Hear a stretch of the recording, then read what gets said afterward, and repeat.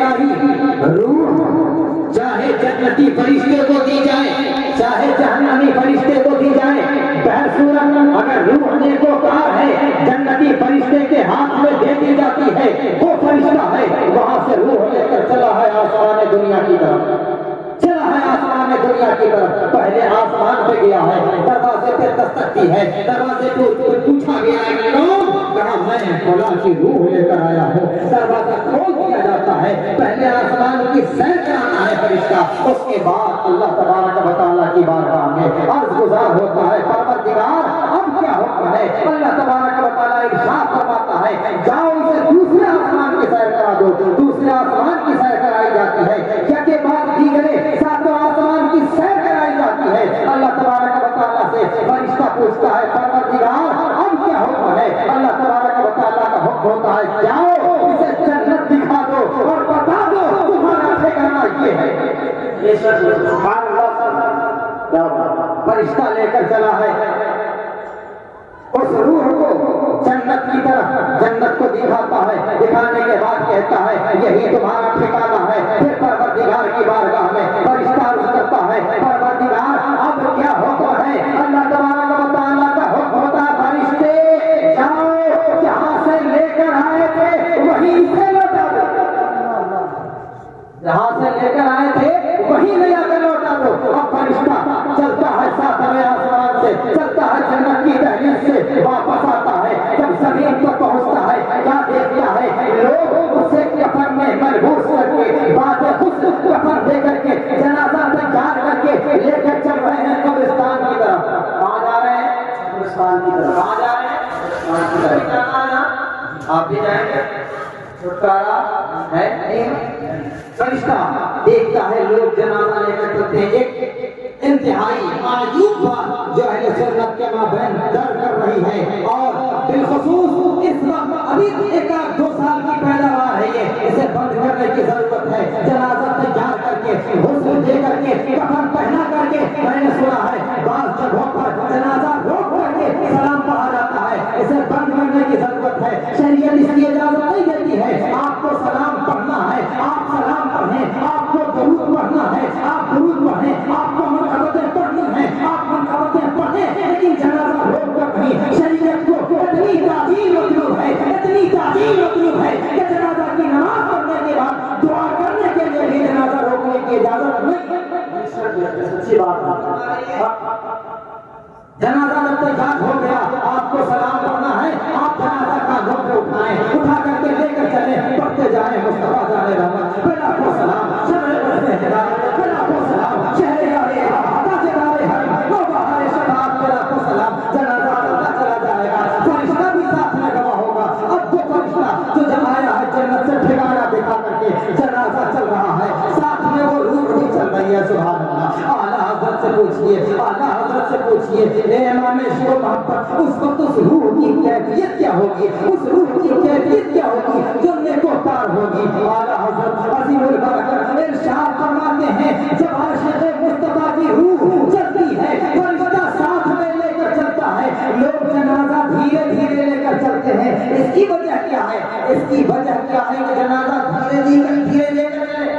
اس کی وجہ یہ ہے کہ حکم ہے کہ جنازے کو کسی قسم کی کوئی تکلیف نہ ہو، اور یہ واجب ہے تکلیف سے بچانا، تکلیف سے بچانا واجب ہے، کسی کی جنازہ دھیرے دھیرے لے کر چلتے ہیں۔ اعلیٰ حضرت فرماتے ہیں اگر عاشق مصطفیٰ کی روح ہوتی ہے اور جنازہ دھیرے دھیرے لوگ لے کر چلتے ہیں تو وہ روح کہتی ہے ذرا جلدی کرو ذرا جلدی کرو ذرا جلدی کرو، مجھے اس مقام تک پہنچا دو جس مقام تک جانے کے اشتیاق میں اس کے شوق میں نے زندگی گزاری تھی، جس صراط میں دیدار کی خاطر میں نے زندگی گزاری تھی، مگر زندگی میں دیدار نصیب نہ ہوا، اس کا وقت قریب آ گیا ہے، گویا وہ روح ترجمہ کر رہی ہے الموت جسر یوصل الحبیب الی الحبیب۔ نعرہ تکبیر، نعرہ رسالت، نعرہ توحید، مسلک اعلیٰ حضرت محمد رسول اکرم۔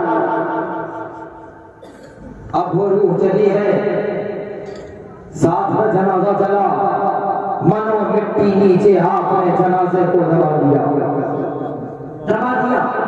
اب ایک بات اور یہیں پر ٹھہر کر سن لیں، جب جنازے کو دفن کیا جاتا ہے، ابھی میں موضوع آیا نہیں، ابھی آؤں گا، جب جنازے کو دفن کیا جاتا ہے، دفن کرنے کے بعد تختہ لگانے کی باری آتی ہے. آپ یہاں تختے لگاتے ہیں، تختے لگاتے وقت میں نے دیکھا ہے کہ تختے لگاتے وقت لوگ بیچ میں تختوں پہ چڑھ کر کے تختے لگاتے ہیں.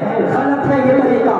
سقف القبر حق المسجد کی قبر کی جو چھت ہے وہ مسجد کا حق ہے، لہٰذا تختے کے بیچ میں چڑھ کر کے تختہ لگانے کی اجازت بولیے نہیں ہے. بیچ میں چڑھ کے تو نہیں لگائیں گے، بیچ میں چڑھ کر کے تختہ نہیں لگائیں گے، کنارے کنارے سے ایک آدمی ادھر سے ہو جائے، ایک آدمی ادھر سے، بیچ میں جنازے کے اوپر ایک نہیں چڑھیں گے. اب وہ جنازہ رکھ دیا جاتا ہے، فرشتہ اس روح کو اسی جسم میں ڈال دیتا ہے، اس روح کو اسی جسم میں ڈال دیتا ہے. اب وہاں ہوتا کیا ہے؟ سرکار دو عالم صلی اللہ تعالی علیہ وسلم نے ارشاد فرمایا، قبر میں کیا ہوتا ہے اگر تجھے معلوم ہو جائے تو اپنے مردوں کو دفن کرنا چھوڑ دو، اپنے مردوں کو دفن کرنا چھوڑ دو. قبر کا عذاب کس قدر سخت ہے. حدیث میں آیا سیدنا عثمان غنی جن کے نکاح میں سرکار دو عالم نے یکے بعد دیگرے اپنی 2 بیٹیاں تھیں، اور جب دوسری کا انتقال ہو گیا تو فرمایا اگر تیسری بھی ہوگی تو عثمان کے ہاتھوں میں دے دو. سیدنا عثمان غنی رضی اللہ تعالیٰ عنہ کا حال یہ ہے کہ جب کبھی قبرستان کا ذکر ہوتا آثار و قطار ہوئے. صحابہ نے پوچھا کیا بات؟ قیامت کا ذکر ہو، حساب و کتاب کا ذکر ہو، صراط کا ذکر ہو، میزان کا ذکر ہو، آپ کو رونا نہیں آتا، لیکن جب کبھی قبرستان کا ذکر ہوتا ہے روتے کیوں؟ ارشاد فرمایا وجہ اس کی یہ ہے کہ میں نے سرکار سے سنا ہے، سرکار نے فرمایا ہے آخرت کی منزلوں میں سب سے دشوار منزل قبر ہے. کوئی یہاں سے کراس کر گیا وہ آگے بھی کراس کر.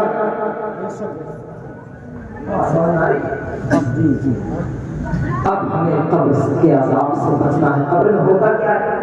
بالکل اپنے دل کا دریچہ کھول کر بیٹھے. نہ آپ سے میں نعرہ لگانے کے لیے کہہ رہا ہوں، نہ سبحان اللہ کہنے کے لیے، نہ آپ کو زور سے کچھ بولنے کے لیے. آپ سے دل کا دریچہ کھول کر کے تھوڑی دیر سنیں قبر میں ہوتا کیا ہے. آج ہمارے حالات کیسے ہیں؟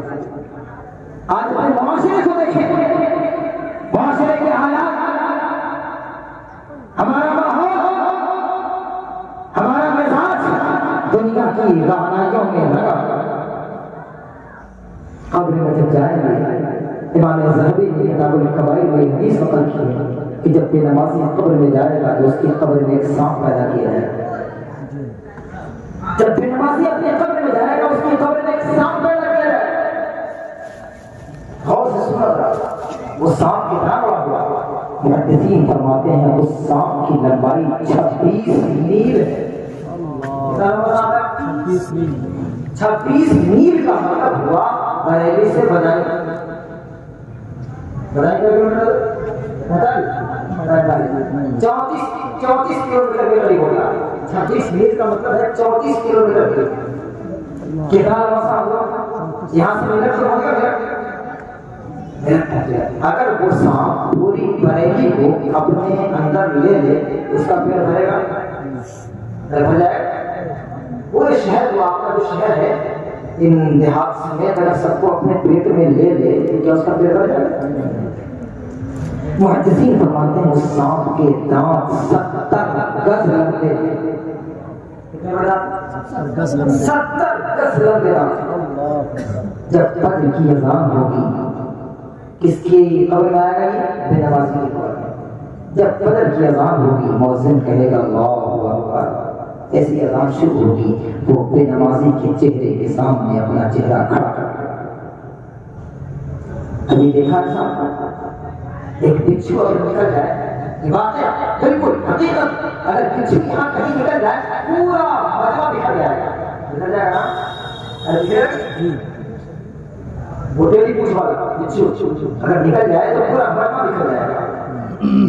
وہ سانپ جس کی لمبائی 70 ہے 26 میل ہے، اس کے دانت 70 گز لمبے ہیں۔ جب فجر کی اذان ہوگی، جیسے ہی مؤذن اذان ختم کرے گا لا الہ الا اللہ، ویسے ہی بے نمازی کے چہرے پہ وہی زہریلے دانتوں سے جب ڈسے گا تو بے نمازی کا حال یہ ہوگا 70 گز زمین میں پھنس جائے گا، 70 گز زمین میں پھنس جائے گا۔ اس کے بعد انہی زہریلے دانتوں سے دبوچے گا اور نکالے گا، پوچھے گا بتا فجر کی نماز کیوں؟ ایمانیات کا جو تقاضا ہے وہ میں آپ کی زبان سے پوچھنا چاہتا ہوں۔ یہ بتائیے آپ کو یہ سن کر کے ڈر لگ رہا ہے؟ ڈر لگ رہا ہے؟ آپ کے دل میں جو ایمان ہے، ایمان کہاں ہوتا ہے؟ دل میں۔ ایمان حقیقت میں دل سے ماننے کا نام ہے۔ اس ایمان کا تقاضا ہے۔ آپ سن رہے ہیں، آپ کو ڈر لگ رہا ہے کہ قبر میں کیا ہوگا؟ کیا یقیناً آپ کو ڈر لگ رہا ہے؟ اگر ڈر لگ رہا ہے اس سے بچنے کی تدبیر کی جائے گی، بولیے اس سے بچنے کی تدبیر کی جائے گی انشاءاللہ۔ 70 گز لمبے دانت سے جب مارے گا، 70 گز زمین کے اندر دھسیں گے، ہمارے چہرے کو پکڑے گا، دبوچے گا، نکالے گا، پوچھے گا بتا فجر کی نماز کیوں نہیں پڑھی؟ ہمارے پاس کوئی جواب؟ بال بچوں کے چکر پڑ گئے تھے، رات جلسہ زیادہ دیر تک ہو گیا تھا، اس کا جواب چلے گا؟ وہاں سب کا جواب ہے ما خلقت الجن والانس الا لیعبدون۔ ایسا نہیں کہ جو مطلب دس کر کے چھوڑ دے گا، فجر سے لے کر ظہر تک اس کی یہی ذمہ داری ہے۔ جب ظہر کی اذان ہوگی پھر کھڑا ہو جائے گا، جیسے ہی اذان ختم ہوگی وہاں سے پھر شروع کرے گا، کیفیت وہی ہوگی، دسے گا، 70 گز زمین کے اندر دھسیں گے، دبوچے گا، نکالے گا، پوچھے گا ظہر کی نماز کیوں نہیں پڑھی؟ 24 گھنٹے کے اوپر لگا دیا۔ اب یہ ہمارے اعمال، ہم نے جو آج تک جو کچھ کیا، اب ہمیں کرنا کیا چاہیے؟ جو کچھ غلطی ہو گئی ہو، اب آخر اس غلطی کی کوئی تلافی شریعت میں ہے؟ شریعت کی طرف سے کہیں سے کوئی تلافی ہے کہ نہیں؟ یقیناً شریعت نے ساری راہوں کو کھول اور اللہ کے رسول صلی اللہ علیہ وسلم نے فرمایا التوبۃ مقبولۃ ما دامت الروح فی الجسد، جب تک جسم میں روح ہے اس وقت تک جب چاہو توبہ کر لو، اللہ تمہاری توبہ قبول کرے۔ تو ضرورت اس بات کی یہ نہ سوچیں ہم نے بہت بڑا گناہ کر لیا، اور ایک بات اور یاد رکھیں، اگر آپ کا دل اللہ تبارک و تعالیٰ کی بارگاہ سے لگ کر کے اور آپ نے اپنا دل لگا کر کے رب سے معافی مانگی، توبہ کر لی، یقیناً آپ کی توبہ مقبول ہے۔ گھر سے تھوڑی ہی دیر کے بعد پھر وہی نام کیوں نہ؟ سرکار نے فرمایا ایک بندہ توبہ کرتا ہے، پھر تھوڑی دیر کے بعد وہی گناہ کرتا ہے، پھر توبہ کرتا ہے، پھر وہی گناہ ہو جاتا ہے، پھر توبہ کرتا ہے، پھر وہی گناہ ہو جاتا ہے۔ دن بھر میں اگر 70 مرتبہ گناہ کرتا ہے، 70 مرتبہ توبہ کرتا ہے، تب بھی اللہ اس کی توبہ قبول کرے۔ انہ کان للمتقین غفورا، بے شک ہمارا پروردگار توبہ کرنے والوں کی توبہ قبول کرے۔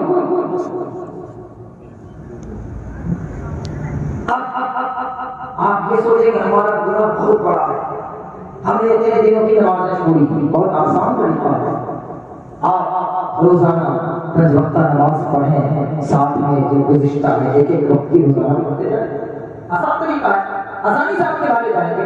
4 رکعت عصر کی سنت کی جگہ آپ گزشتہ فرض پڑھ لیں، 4 رکعت عشاء کی سنت کی جگہ آپ گزشتہ عشاء کی فرض پڑھ لیں۔ راستہ بہت ہے اگر آپ پڑھنا چاہیں۔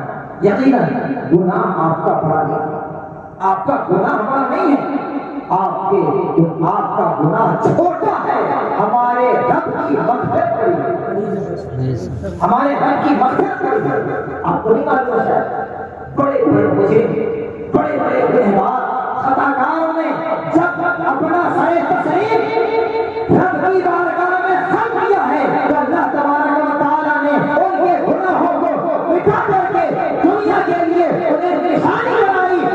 نہیں بلکہ معظم دین بنا. آپ سنو، حضرت وحشی کون ہے یہ جنہوں نے سرکار کے چچا حضرت حمزہ رضی اللہ تعالیٰ عنہ کو قتل کیا؟ کیسے ہیں یہ؟ کون ہے یہ حضرت حمزہ سید الشہداء سرکار کے چچا، جن کی شہادت رہتی دنیا تک ایسی شہادت ہے جو شہادت کے بعد میں اولین صفوں پر لکھی جانے والی شہادت ہے، جس شہادت کا غم سرکار کو اپنی ظاہری زندگی میں جتنا ہوا اتنا غم کسی کی شہادت یہ ہے. حضرت سید الشہداء حمزہ سرکار کے چچا اور بڑے بہادر جنہیں قتل کیا تھا حضرت وحشی نے. حضرت وحشی نے قتل کیا تھا. یہی نہیں، یہ وحشی ہیں قتل کرنے کے بعد بھی توبہ کر لی، حضرت وحشی بن گئے. یہ تو حضرت وحشی ہیں. ارے وہ عورت جن کا نام حضرت ہند ہے، وہ عورت جن کا نام حضرت ہند ہے، بڑی توجہ سے سنیں گے. یہ عورت کون ہے؟ یہ عورت کون ہے؟ کس عورت نے حضرت وحشی کو یہ کہا تھا کہ امیر حمزہ کو قتل کر کے سینہ چیر کر کے کلیجہ نکال کر کے لاؤ؟ اور جب کلیجہ نکال کر کے حضرت ہند نے منگوایا تھا حضرت سید الشہداء امیر حمزہ کے کلیجے کو دانتوں سے چبایا تھا، لیکن جب توبہ کر لی ہے اللہ نے انہیں صحابیہ بنا دیا. سید الشہداء حضرت امیر حمزہ کے قاتل سرکار کو خط لکھتے ہیں. سنیے گا، خط سرکار میں اسلام قبول کرنا چاہتا ہوں مگر قرآن کی آیت کریمہ ہے جو منع کر رہے ہیں. قرآن کی آیت کریمہ ہے جو منع کر رہے ہیں. آیت کریمہ کیا ہے؟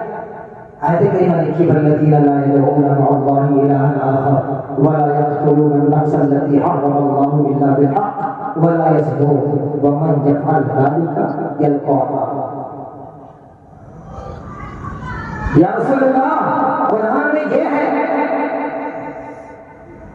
وہ لوگ جو غیر اللہ کو نہ پکارے، وہ لوگ جو ناحق کسی کا قتل نہ کرے، وہ لوگ جو زنا میں ملوث نہ ہو،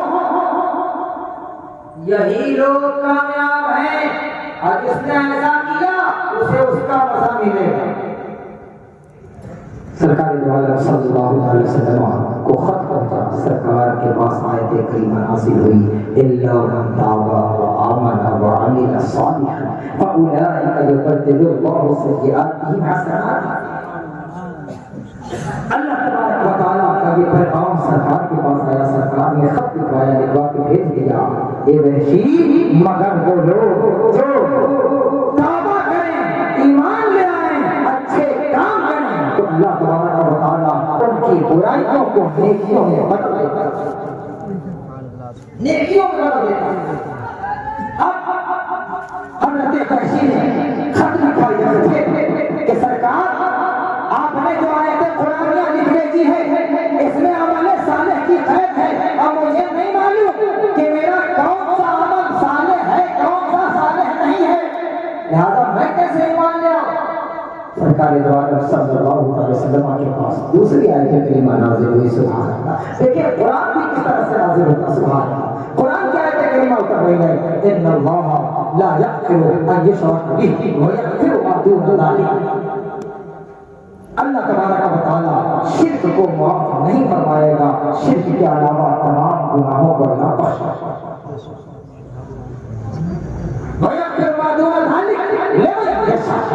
اب یہ لمن یشاء حضرت وحشی نے پکڑ لیا، کہا اس میں بھی ہے لمن یشاء، اللہ جسے چاہے گا اس کی بخشے. اب میری خطا پتہ نہیں بخشے گا نہیں بخشے گا. سرکار دو عالم صلی اللہ علیہ وسلم کے بعد جب حضرت وحشی کا خط آیا ہے آیت کریمہ نازل ہوئی قل یا عبادی الذین اسرفوا علی انفسهم لا تقنطوا من رحمت اللہ ان اللہ یغفر الذنوب جميعا. اللہ وہ ہے جو تمام گناہوں کو بخش دے گا، تمام گناہوں کو بخش دے گا. جب یہ آیت کریمہ حضرت وحشی کے پاس پہنچی ہے. حضرت وحشی آئے دامن رسالت میں اور کہا دستے فطرت پڑھائیے، کلمہ پڑھائیے، مسلمان بنائیے. سبحان اللہ. سرکار دو عالم صلی اللہ علیہ وسلم کے دامن کرم سے وابستہ ہوئے صحابیت کی منزل ملی. وہی حضرت ہند ہیں جنہوں نے سید الشہداء کا کلیجہ ٹانکوں سے چلایا تھا. جب توبہ کر کے ایمان لائی ہے اللہ تبارک و تعالیٰ نے انہیں صحابیہ کی منزل دی. یہ حضرت ہند کون ہے؟ جو ایمان تو لے آئی لیکن سرکار کو اتنا غم تھا کہ سرکار نے کبھی ان کی طرف نظر اٹھا کے کبھی نظر اٹھا ایسے ایسوں کی توبہ قبول ہو جاتی ہے. تو اگر ہم جتنے بڑے بھی مجرم ہیں اگر ہم اللہ کی بارگاہ میں صدق دل سے توبہ کریں گے توبہ قبول ہوگی کہ نہیں ہوگی نا. اگر ضرورت اس بات کی ہے کہ ادعوا اللہ وانتم موقنون بالاجابہ، اللہ سے اگر مانگو تو یہ یقین رکھو اللہ سے جو مانگ رہا ہو اللہ دے گا. موقنون بالاجابہ، تم قبولیت کا یقین رکھو اللہ یقیناً دے گا. کیونکہ اللہ نے کہا ہے ادعونی استجب، تم مانگو میں دینا میرا کام ہے. تم اللہ کی بارگاہ میں مانگو. تو سرکار دو عالم صلی اللہ علیہ وسلم فرماتے ہیں جب اللہ کی بارگاہ میں مانگو تو اللہ کی بارگاہ میں گر گراؤ. اللہ کو تمہارا رونا بہت پسند ہے. اگر رونا نہ آئے، آنکھوں سے آنسو نہ نکلے، رونے کی طرح منہ بنا کر اللہ سے مانگو، تمہاری یہی ادا اللہ کو بہت پسند ہے.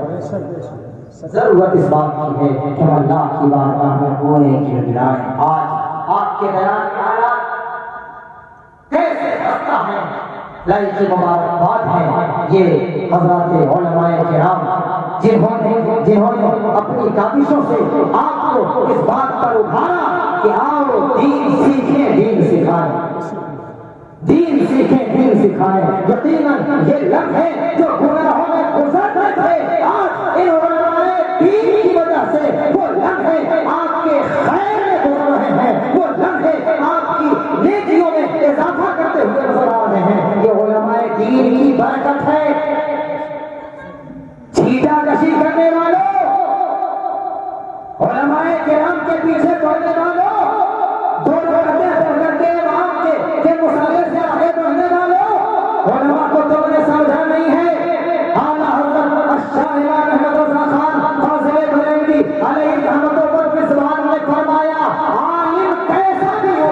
سوال چھڑی میں اعلیٰ حضرت سے سوال ہوا ایک عالم ہے جو نماز نہیں پڑھتا، جو روزے نہیں رکھتا ہے، ایک جاہل ہے جو نماز بھی پڑھتا ہے، روزے بھی رکھتا ہے، دیگر عبادتیں بھی کرتا ہے، لیکن دونوں میں افضل کون ہے؟ اعلیٰ حضرت نے فرمایا جاہل کسی بھی صورت میں عالم کے برابر نہیں. چھیٹا کشی کرنے والوں یہ علماء کرام ہیں جو تمہیں جنت کے راستے پہ لے کے جا رہے ہیں. ایک شخص ہوگا قیامت کا دن ہوگا، اگر یوں نہیں رہتا میں نے سال میں یہ حکایت پڑھی تھی. ایک شخص ہوگا قیامت کا دن ہوگا.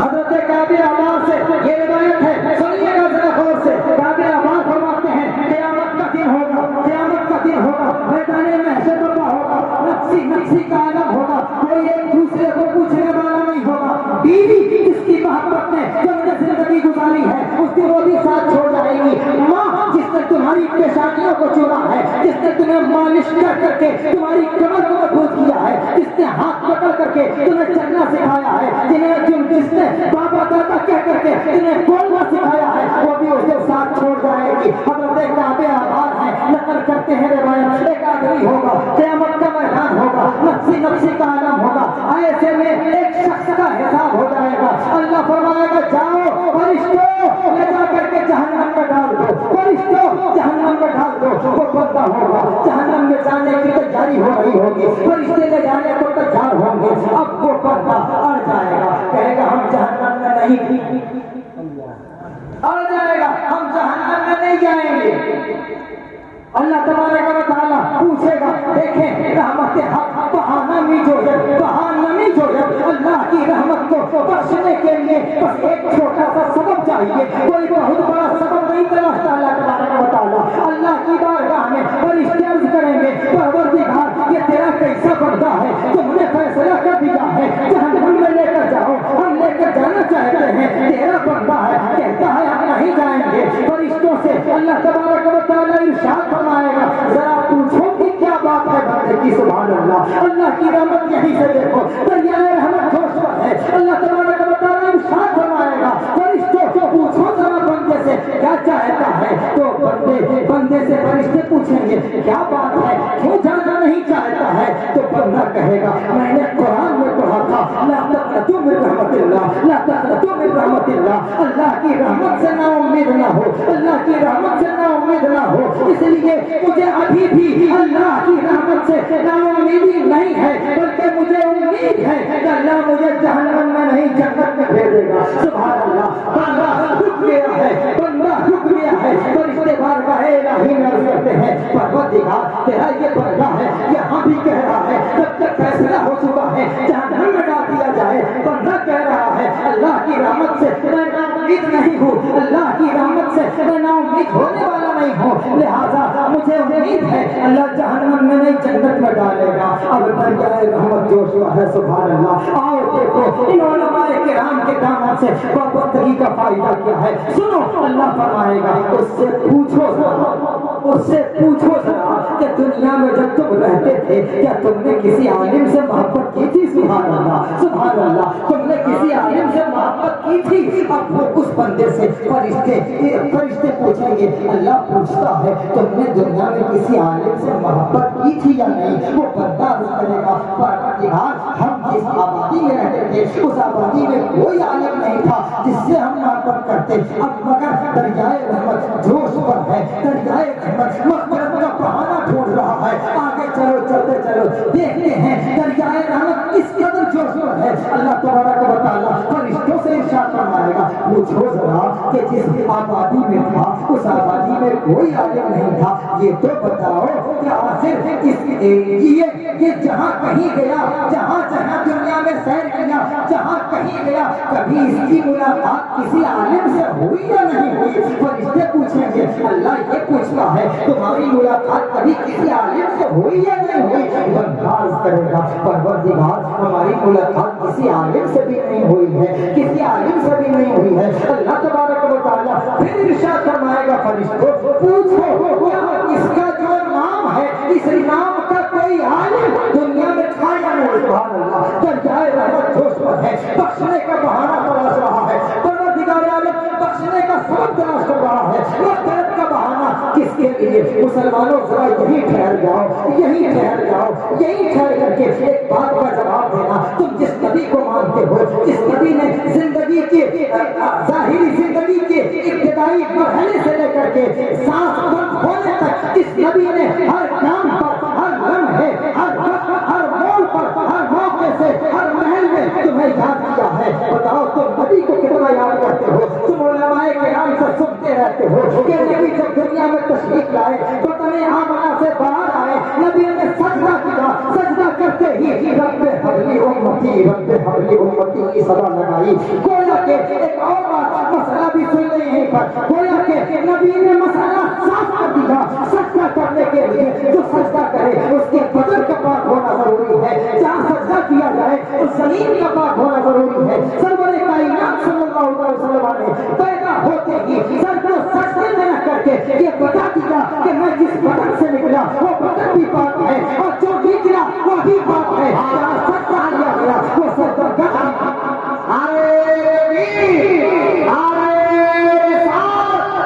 عظمت رسول اکرم، شان رسول اکرم، عظمت رسول اکرم، نعرہ تکبیر، سبحان اللہ۔ ذرا یاد کرو سرکار محمد صلی اللہ علیہ وسلم کی ظاہری زندگی کو مدینہ طیبہ میں سرکار محمد صلی اللہ علیہ وسلم جلوہ افروز ہے، جبریل امین آتے ہیں عرش الہی سے اتر کر کے عرض کرتے ہیں یا رسول اللہ آج میں نے جنت و جہنم کی سیر کی ہے۔ سرکار محمد صلی اللہ علیہ وسلم نے ارشاد فرمایا جہنم میں کیا دیکھا ذرا بتاؤ؟ جبریل عرض کرتے ہیں پروردگار کے حبیب ہم نے جہنم میں حضرت آدم کی امت کو جلدی دیکھا ہے، حضرت ابراہیم کی امت کو جلتے دیکھا ہے, حضرت موسیٰ کی امت کو جلتے دیکھا ہے, حضرت عیسیٰ کی امت کو جلتے دیکھا ہے. جبریل کی آواز یہیں بند ہو جاتی ہے, سانسیں رک جاتی ہیں, جبریل کچھ بول نہیں رہے ہیں. سرکار ارشاد فرماتے ہیں جبریل آگے تو بولو کیا بات ہے,